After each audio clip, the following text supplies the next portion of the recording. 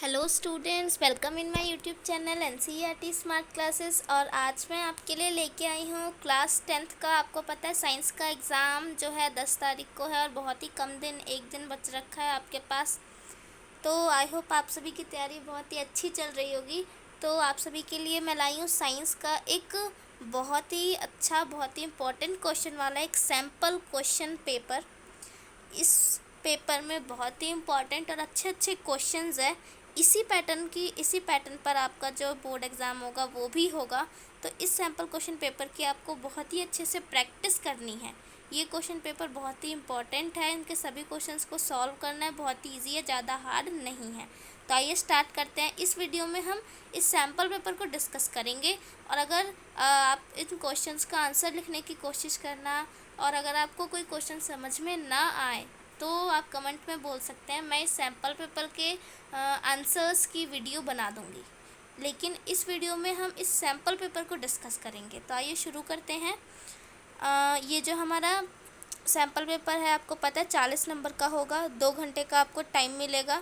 Time ज़्यादा नहीं है और कम भी नहीं है, आपको बस मैनेज करना आना चाहिए, ठीक है।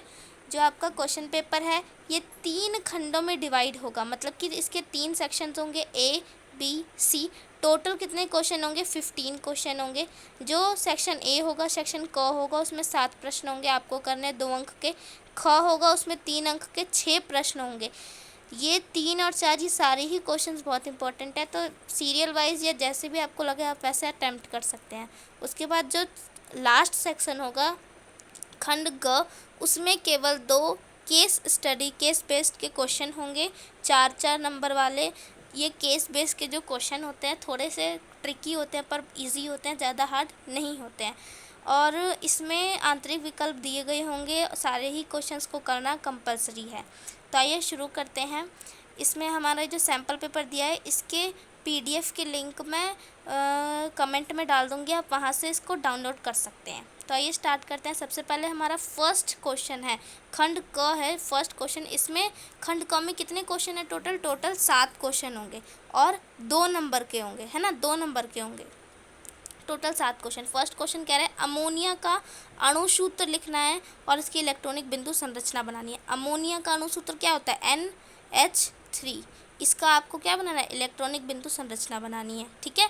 उसके बाद हमारा नेक्स्ट पार्ट, ये एक एक नंबर का है ना। ये जो 1 क्वेश्चन है वो तो 2 नंबर का है, लेकिन ये 2 पार्ट्स में डिवाइड है, तो ये दोनों पार्ट्स एक एक नंबर के हैं। उसके बाद हमसे सेकंड पार्ट में बोला है कि निम्नलिखित में से प्रत्येक का अगला समरूप लिखिए। अब जैसे समझाती श्रेणी आपने पढ़ी होगी, तो उसमें हर आने वाले यौगिक के बीच में कितने का डिफरेंस होता है? CH2 का अंतर होता है। तो इसके अगले आने वाली आपको पता करना है कि ये एल्कीन है या एल्काइन है, ये कौन से समूह का है। तो आपको उस हिसाब से फॉर्मूला लगा के इसके अगला आने वाला यौगिक का नाम लिखना है और उसका सूत्र लिखना है। फिर उसके बाद सेकंड क्वेश्चन आता है। सेकंड क्वेश्चन में बोल रहे हैं कि दिए गए तत्वों की जानकारी के आधार पर निम्नलिखित यौगिक के रासायनिक सूत्र लिखें और प्रत्येक की व्याख्या करें। यानी कि आपको उनके बारे में, कुछ तत्वों के बारे में जानकारी दी हुई है, इसके आधार पर आपको उसके यौगिक का रासायनिक सूत्र लिखना है। ए और बी ये भी 2 पार्ट्स में डिवाइडेड है। वो यौगिक जो समूह 2 के तत्व X और समूह 17 के तत्व Y के संयोजन से बनता है। अब आपको इसमें ये ध्यान रखना है कि समूह 2 में ऐसा कौन सा तत्व है जो समूह 17 के किसी तत्व से क्या करता है? मिलकर यौगिक बनाता है, ठीक है। ये आपको ध्यान में रखना है। उसके बाद बी पार्ट में बोला है कि समूह 13 से तत्व P और समूह 16 के तत्व Q के साथ अभिक्रिया करता है। इसमें जो समूह 13 है और समूह 16 है, उसमें ऐसे कौन से तत्व हैं जो एक दूसरे के साथ अभिक्रिया करते हैं? अब सारे तत्व सभी के साथ तो अभिक्रिया नहीं करते, तो यही देखना है कि समूह 13 का कौन सा तत्व है जो समूह 16 के किसी तत्व के साथ अभिक्रिया करता है, और उस यौगिक का नाम भी लिखना है आपको, ठीक है। फिर उसके बाद थर्ड क्वेश्चन है। थर्ड क्वेश्चन में क्या बोल रहे हैं कि मानव शरीर में निम्न की भूमिका क्या है? भूमिका लिखने को भी आ सकता है, आपको ध्यान में रखना है। शुक्र नलिका, जो कि शुक्र नलिका की क्या भूमिका होती है, और प्रोस्टेट ग्रंथि की क्या भूमिका होती है। तो आपको पता होना चाहिए कि ये दोनों ही जो नलिका है और ये जो ग्रंथि है ये कहाँ पे पाई जाती है? तो ये नर जनन तंत्र में पाई जाती है ना। तो उसके बाद इसमें आपको उसकी भूमिका लिखनी है, मतलब इसकी डेफिनेशन लिखनी है और इसका क्या काम है आपको वो लिखना है। फिर उसके बाद फोर्थ क्वेश्चन आता है। फोर्थ क्वेश्चन में निम्नलिखित को उपयुक्त आरेख की सहायता से स्पष्ट कीजिए, मतलब कि इसमें आपको क्या करना है, डायग्राम बनाना है। डायग्राम, ये बायोलॉजी का चैप्टर है, डायग्राम बनाना आप सभी को आना चाहिए। डायग्राम्स की अच्छे से प्रैक्टिस कर लीजिए। राइजोपस में बीजाणु बनना, जो बीजाणु समासन की जो विधि हमने पढ़ी थी, उस विधि में जो राइजोपस था, इस तरह से जो डायग्राम बना हुआ था आपको वो बनाना है, ठीक है। उसके बाद है प्लाज्मोडियम में बहुखंडन। प्लाज्मोडियम क्या करता है, बहुखंडन करता है। इस तरह से उसमें जो कोशिकाएं हैं वो बहुत सारी कोशिकाओं में विभाजित हो जाती है, तो आपको वो डायग्राम बनाना है प्लाज्मोडियम में बहुखंडन का। तो डायग्राम बनाने को भी आ सकता है, तो छोटे छोटे डायग्राम्स हो या बड़े बड़े हो, सभी के प्रैक्टिस करके जाइए। उसके बाद फिफ्थ क्वेश्चन में बोल रहे हैं कि किसी जीव में जीन का क्या कार्य है और ये कहाँ स्थित होते हैं। इसमें देखिए आपको अथवा, इंटरनल, आपको अंदर से अलग से जो है ऑप्शन दिया हुआ है अथवा में, कि आपको ये करना है ऊपर वाला पार्ट या नीचे वाला पार्ट करना है। ये आपके ऊपर डिपेंड है, आपको जो अच्छे से आता है आप वो करिए। तो फर्स्ट पार्ट में तो आपसे पूछा कि जीन का क्या काम है ना, जीन का क्या काम है और ये कहाँ पे स्थित होते हैं। सेकंड पार्ट में बोल रहे हैं कि विभिन्नता का परिभाषा लिखिए और ये नई प्रजाति बनाने में कैसे सहायक है। आपको इन दोनों में से जो भी क्वेश्चन अच्छे से आता हो आप उसको करिएगा। वैसे तो अभी सैम्पल क्वेश्चन पेपर है, तो दोनों ही क्वेश्चन की प्रैक्टिस करिए। फिर उसके बाद क्वेश्चन नंबर 6 बोल रहे हैं कि चुंबकीय क्षेत्र रेखाओं को परिभाषित कीजिए। ये जो डायग्राम है ये कौन से चैप्टर से ये क्वेश्चन आया आपका, चैप्टर नंबर 13 से। अब चुंबकीय क्षेत्र रेखाएं बतानी है आपको, तो सबसे पहले आप एक छड़ चुंबक बनाएंगे, फिर जैसे बुक में आपके नॉर्थ और साउथ बनाए उस तरह से, फिर जो डायग्राम आपकी बुक में चुंबकीय क्षेत्र का है आपको वैसे बनाना है। तो इसलिए इस चैप्टर के भी जितने भी डायग्राम है सबकी प्रैक्टिस कर लेना। फिर उसके बाद बोला चुंबकीय क्षेत्र रेखा एक दूसरे को प्रतिच्छेदित क्यों नहीं करती है। ये इंपॉर्टेंट क्वेश्चन आपको पता होना चाहिए कि चुंबकीय क्षेत्र रेखा एक दूसरे को प्रतिच्छेदित क्यों नहीं करती। प्रतिच्छेदित का मतलब होता है एक दूसरे को काटती क्यों नहीं है ना। क्योंकि आपने देखा होगा कि कोई भी डायग्राम हो, है ना, चैप्टर 13 का या कहीं का कोई भी डायग्राम हो जिसमें चुंबकीय क्षेत्र रेखाएं हमेशा पैरेलल होती है ना, कभी भी एक दूसरे को प्रतिच्छेदित करती हुई नहीं जाती है, मतलब काटती हुई नहीं जाती है। तो वो क्यों नहीं जाती है ना, आपको ये लिखना है। उसके बाद आपका नेक्स्ट क्वेश्चन अथवा में है कि आप या तो ऊपर वाले दोनों पार्ट्स करिए या तो नीचे वाले दोनों पार्ट्स करिए, है ना, या तो ये दोनों पार्ट करिए या तो ये दोनों पार्ट करिए। अब आपको दोनों में से जो भी अच्छे से आता हो आप उसको कर सकते हैं। इसमें आपको पहला पार्ट बोल रहा है सोलेनॉइड क्या है, तो सोलेनॉइड का मतलब परिनालिका ही होता है, ठीक है। सोलेनॉइड का मतलब परिनालिका ही होता है, तो आपको यही बताना है कि परिनालिका क्या होती है। फिर उसके बाद सेकंड पार्ट इसका है कि हम सोलेनॉइड के चारों ओर के चुंबकीय क्षेत्र को कैसे बढ़ा सकते हैं। मतलब जो एक सोलेनॉइड है इस प्रकार से जो होता है सोलेनॉइड, तो इसके चारों ओर जो चुंबकीय क्षेत्र रेखाएं बनती है उसको हम कैसे बढ़ा सकते हैं, है ना, उसको कैसे इंक्रीज कर सकते हैं, इसका कारण लिखना है आपको। 1 नंबर का क्वेश्चन है, ज़्यादा लंबा आंसर लिखने की ज़रूरत नहीं है। फिर उसके बाद 7th क्वेश्चन हमसे बोल रहा है कि मेंढक, कीट, पक्षी, घास, इनकी आपको क्या बनानी है, खाद्य श्रृंखला में किस जीव में सबसे ज़्यादा हानिकारक पदार्थ रसायनों की अधिकतम सांद्रता होगी। मतलब कि कौन से जीव में सबसे ज़्यादा हानिकारक पदार्थ होगा।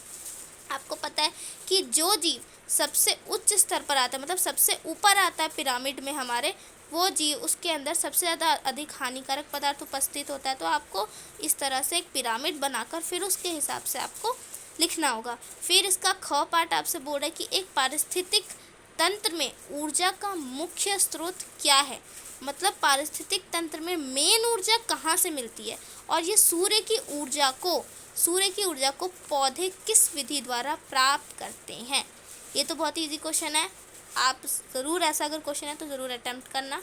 फिर इसमें भी अथवा दे रखा है आपको, तो इस ए सेक्शन में जबकि 2 नंबर वाले क्वेश्चन है फिर भी 3 क्वेश्चंस में अथवा दिया है, तो जो भी आपको बहुत अच्छे से आता हो आप उसको अटेम्प्ट कर सकते हैं। फिर उसके बाद इसमें जो अथवा दिया है, क्या दिया है, इसमें बोल रहा है कि हमारे दैनिक जीवन में उत्पन्न होने वाले अजैव निम्नीकरणीय अपशिष्ट, मतलब ऐसे अपशिष्ट जिनका क्या निम्नीकरण ना किया जा सके, जिनको सरल पदार्थों में तोड़ा ना जा सके या जिनको अपघटित ना किया जा सके, जो प्रकृति में विलीन ना हो पाए, उन्हें हम कहते हैं अजैव निम्नीकरणीय अपशिष्ट या पदार्थ। तो जो अजैव निम्नीकरणीय पदार्थ होते हैं, अपशिष्ट होते हैं, उनका दैनिक जीवन में उनके कारण उत्पन्न होने वाली 2 समस्याओं का उल्लेख करना है कि जो अजैव निम्नीकरण है वो हमारे दैनिक जीवन में हमारे पर्यावरण को या हमको किस प्रकार से हानि पहुंचाते हैं। तो आपको इसके लिए 1-2 पॉइंट लिख देंगे तो सही हो जाएगा। फिर उसके बाद आपका आता है खंड ख, 7 क्वेश्चन थे खंड क में, अब खंड ख में टोटल 6 क्वेश्चन है, 3-3 नंबर के। तो क्वेश्चन के जो खंड क है उसमें ज़्यादा लंबे आंसर नहीं लिखना, टाइम ज़्यादा वेस्ट नहीं करना है। फिर उसके बाद हमारा खंड ख आता है, इसमें 8 क्वेश्चन क्या बोल रहा है आपका, ये क्वेश्चन जो है चैप्टर नंबर 5 से है, जो आवर्त वर्गीय जो मॉडर्न पीरियोडिक टेबल का जो चैप्टर है, इसमें बोल रहा है कि अंशिका तत्वों के वर्गीकरण के बारे में अध्ययन कर रही थी और उसने एक आरेख देखा जो आधुनिक आवर्त सारणी का एक केवल हिस्सा दिखाती है। अब यही ये हिस्सा आपको इसमें दे रखा है, कहानी के तौर पर पूछा गया है, ऐसे भी पूछा जा सकता है, तो हर तरह से प्रिपेयर होना है। तो यहाँ पे आपको दे रखा है आवर्त, है ना, ये आवर्त है, इस तरह से पता होगा आवर्त जाते हैं, और इस तरह से नीचे की साइड जो ये समूह जाते हैं। तो आवर्त और समूह दे रखा है, आपको क्या बताना है, इसमें 3 पार्ट्स में डिवाइड किया है, मतलब हर पार्ट 1 नंबर का है। इतना समझ में आता है। देखिए इसमें फर्स्ट पार्ट क्या कह रहा है, V और Y में किसकी परमाणु त्रिज्या ज़्यादा होगी और क्यों। इसमें आपको क्या, इसमें आपको परमाणु जो मॉडर्न पीरियोडिक टेबल होता है उसके सारे गुण कि तत्व किस तरह से कहाँ पे स्थित होते हैं, है ना, किधर से किधर, बाएं से दाएं जाएंगे तो तत्वों में क्या परिवर्तन होगा, ऊपर से नीचे जाएंगे तो क्या परिवर्तन होगा, ये सारे गुण आपको पता होने चाहिए। ठीक है। बी पार्ट में हमसे बोला कि W द्वारा निर्मित यौगिक की प्रकृति कैसी होनी चाहिए, मतलब कि वो जो यौगिक है वो किस प्रकार के किसके साथ यौगिक बनाएगा, किस प्रकार की उसकी प्रकृति होगी, अम्लीय होगी, क्षारीय होगी, कैसी होगी, ये आपको बताना है इसमें। फिर उसके बाद हमारा सी पार्ट बोल रहा है कि V/X/Y में से कौन सा तत्व सबसे अधिक धात्विक गुणधर्म दर्शाएगा। धात्विक गुणधर्म, अब आपको ये पता होना चाहिए कि धात्विक गुणधर्म मतलब जो धात्विक गुणधर्म जो तत्व दर्शाते हैं वो कहाँ पे स्थित होता है पीरियोडिक टेबल में। अगर आपको ये पता होगा तो बड़ी आसानी से आप इसमें बता सकते हैं। इसमें किसी तत्व का नाम नहीं पूछा, इसमें आपसे क्या गुणों के बारे में जानना चाहा है ना, कि ये कौन सा तत्व है जिसका ये गुण दर्शाएगा, है ना। तो इसमें गुणों को आधार बनाकर आपसे क्वेश्चंस पूछा गया है। फिर उसके बाद आता है क्वेश्चन नंबर 9। क्वेश्चन नंबर 9 में बोला है कि कार्बन मुख्य रूप से सहसंयोजक आबंध द्वारा यौगिक बनाता है, मतलब कि कारण बताना है आपको। कारण के रूप में भी क्वेश्चन पूछा जा सकता है ना, कि कार्बन मुख्य रूप से सहसंयोजक यौगिक क्यों बनाता है, आपको कारण बताना है। तो इसमें आप लिख देंगे कि जो उसकी परमाणु संख्या होती है वो 4 होती है, वो ना इलेक्ट्रॉन ले सकता है ना दे सकता है, इसीलिए वो सहसंयोजक यौगिक बनाता है। फिर उसके बाद हमसे पार्ट नंबर 2 में पूछा है कि हमारे पास एल्केन श्रेणी के प्रथम 3 सदस्यों के समावयवी क्यों नहीं हो सकते।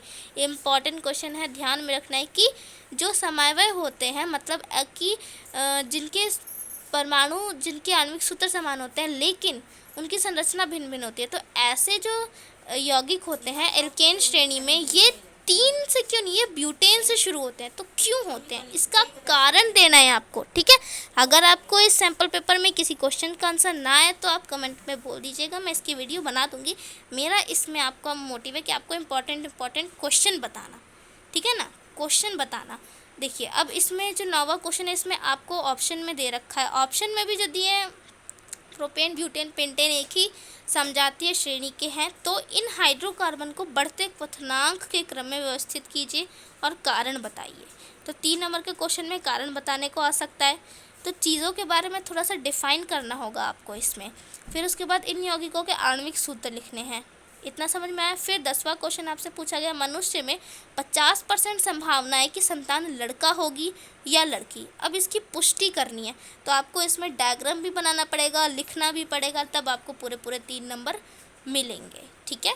फिर 11वां क्वेश्चन आता है। 11वें क्वेश्चन में बोल रहे हैं कि किसी चालक में उत्पन्न ऊष्मीय ऊर्जा के लिए व्यंजक सूत्र लिखना है आपको। ऊर्जा के लिए ऊष्मीय ऊर्जा का क्या सूत्र होता है ये ध्यान में रखिएगा, सारे ही सूत्र को याद करके जाना है और उनका कहाँ उपयोग करना है ये आपको पता होना चाहिए।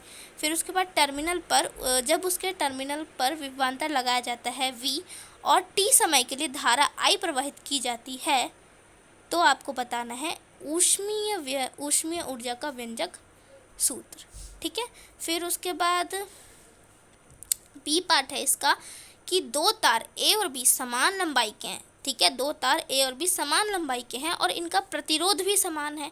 इसमें आपको कौन सा फार्मूला लगाना है, देखिए इसमें आपको कौन सा फार्मूला लगाना है, बहुत ही इंपॉर्टेंट क्वेश्चन है, मैं बता दे रही हूँ आपको, इसकी ज़रूर प्रैक्टिस करके एग्जाम में जाना।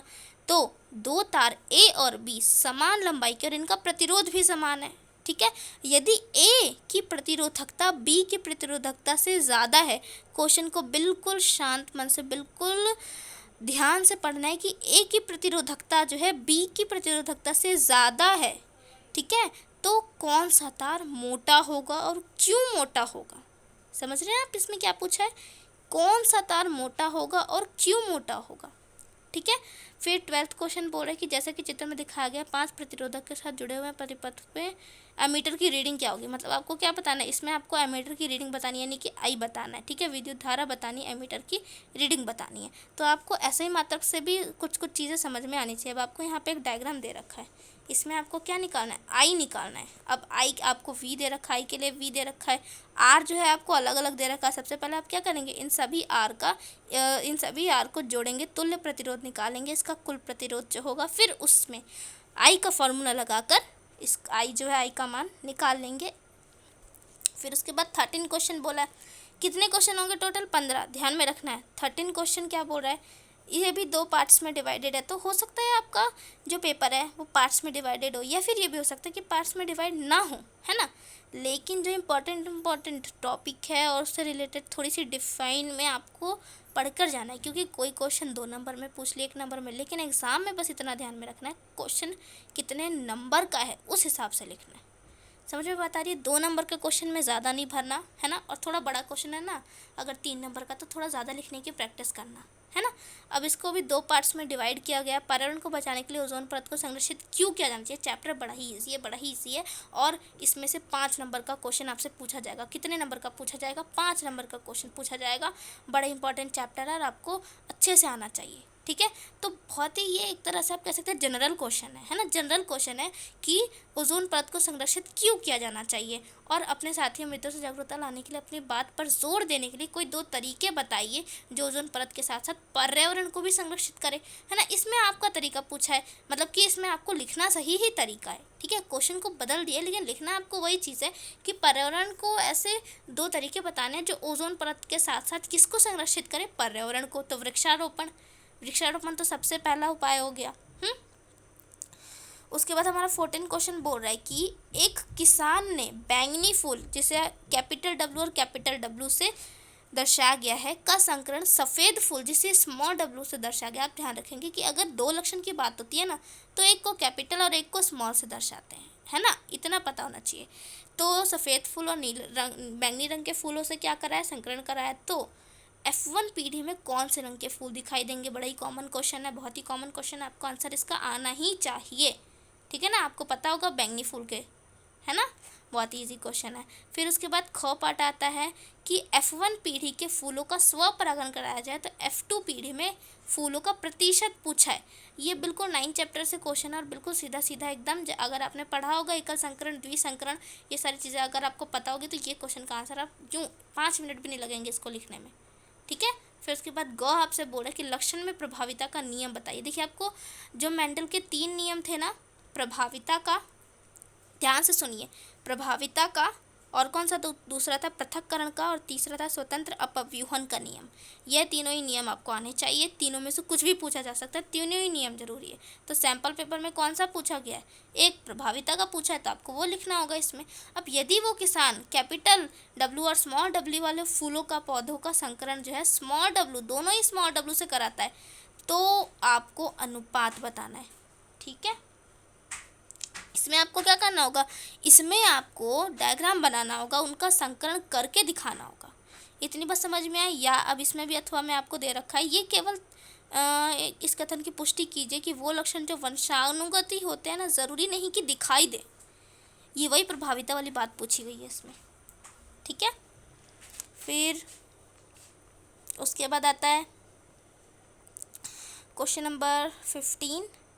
रमेश सर अपनी कक्षा में प्रायोगिक व्यवस्था के साथ एक प्रयोग दिखा रहे थे, जैसा कि चित्र में दिखाया गया। अब इस व्यवस्था के द्वारा स्थिर कुंडली से चुंबक को अंदर और बाहर ले जाने, तो ये कौन सा स्थिर कुंडली से चुंबक को अंदर और बाहर ले जा रहे हैं, तो ये कौन सा गुण होगा, ये कौन सा सिद्धांत प्रदर्शित करने जा रहा है। चित्र को देख के ही आपको समझ में आ जाना चाहिए ये क्या है, क्या हो रहा है, कौन सा सिद्धांत है। विद्युत चुंबकीय प्रेरण, सही बोला मैंने, विद्युत चुंबकीय प्रेरण। अब देखिए इसमें 3 पार्ट्स है। वो कौन सा सिद्धांत है जिसे रमेश सर प्रदर्शित करने का प्रयास कर रहे हैं, वही क्वेश्चन पूछ लिया, लिखना है आपको। फिर उसके बाद जब चुंबक को कुंडली के माध्यम से अंदर और बाहर घूमना शुरू कर देंगे, जब अंदर और बाहर घूमना शुरू कर देगा तो क्या देखा जाएगा, इस अवलोकन के पीछे का कारण बताइए। तो क्या होगा, गैल्वेनोमीटर में विक्षेपण होगा, आपको पता होगा ये चीज़, है ना, चैप्टर में आपको दे रखा है। उसके बाद आपको ग पूछ रहा है कि उस स्थिति पर विचार करें जब चुंबक कुंडली के अंदर और बाहर जाता है तो 2 परिवर्तन बताना जो गैल्वेनोमीटर में विक्षेपण को बढ़ाने के लिए किया जाता है। वही क्वेश्चन है, गैल्वेनोमीटर में विक्षेपण को कैसे बढ़ा सकते हैं, आपको 2 तरीके बताने हैं, ठीक है। तो यहाँ पे और अथवा में, इस सी ग के अथवा में आपसे पूछा है कि क्या गैल्वेनोमीटर के अवलोकन में कोई अंतर है जब चुंबक स्थिर कुंडल के अंदर और बाहर चलता है, मतलब वो अंदर और बाहर जाता है, तो गैल्वेनोमीटर में जो अवलोकन, जो विक्षेपण होता है उसमें क्या अंतर होता है। तो अपने चित्र का मतलब वही आपको कारण बताना और ये प्रूफ करना है, ठीक है। तो यहाँ पे आपका 15 क्वेश्चन, हमने सैम्पल पेपर का सभी क्वेश्चंस को अच्छे से डिस्कस कर लिया है। अगर आपको कोई क्वेश्चन नहीं आएगा तो आप प्लीज़ कमेंट में बोलिएगा, मैं सैम्पल क्वेश्चन पेपर का सोल्यूशन ज़रूर जो है इस सोल्यूशन की ज़रूर वीडियो बनाऊंगी। तो आई होप आपको इस सैम्पल पेपर के जो इंपॉर्टेंट क्वेश्चन अच्छे लगे होंगे और सबकी प्रैक्टिस आप प्लीज़ ज़रूर करिएगा, बहुत इंपॉर्टेंट क्वेश्चन है। समझ में आ रही है बात। मैं इसके जो लिंक है, इसकी PDF का लिंक ज़रूर डाल दूँगी कमेंट में, आप उसको डाउनलोड करके और फिर उसको, इस सैम्पल पेपर को ज़रूर सॉल्व करिएगा, ठीक है। ये मस्ट डू का सैम्पल पेपर है, इसका मतलब कि ये मस्ट डू आपको करना ही करना है, ठीक है। सो आई होप आपको अच्छे से समझ में आ गया होगा। आपके जो फ्रेंड्स हैं उनको शेयर कर दीजिए ताकि वो भी इसको सॉल्व करें, बहुत ही इंपॉर्टेंट क्वेश्चन है, किसी भी बच्चे के लिए मिस करना नहीं बनता, ओके। सो शेयर कर दीजिए, लाइक कर दीजिए। मिलते हैं नेक्स्ट वीडियो में, नए वीडियो में, नई टॉपिक के साथ। Bye bye.